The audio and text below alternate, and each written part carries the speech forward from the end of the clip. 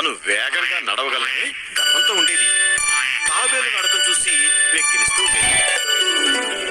ఇలా ఉండగా ఒకరోజు, ఏమోయ్ తాతేలు తాత, మనం ఒక పరుగు పందెం పెట్టుకుందామా? ఓ అలాగే. వారిలో ఎవరు గెలిస్తే వారికి మంచి బహుమతి కూడా వస్తుంది. అలాగే కానివ్వు.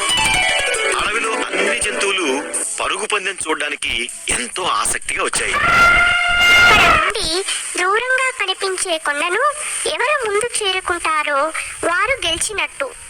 అలాగే పందెం మొదలైంది.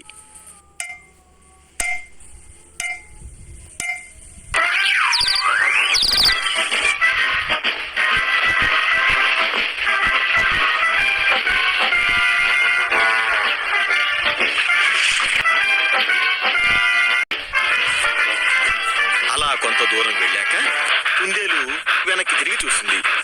తాబేలు దగ్గరలో ఎక్కడా కనిపించలేదు. ఈ తాబేలు ఇప్పుడప్పుడే రాదులే, కాసేపు విశ్రాంతి తీసుకుంటాను.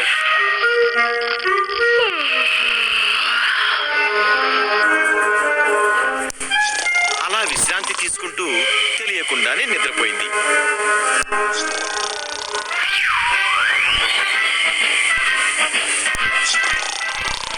తాబేలు నెమ్మదిగా కుందేలుని సమీపించి చప్పుడు చేయకుండా దాటుకుంటూ ముందుకు సాగిపోయింది.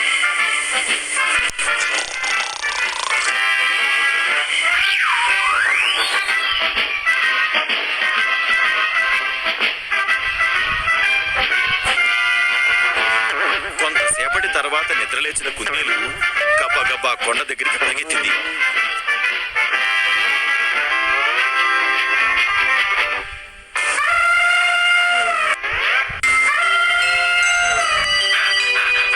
అప్పటికే అక్కడికి చేరుకున్న తాబేలును చూసి, మిత్రమా క్షమించు, నువ్వే గెలిచావు.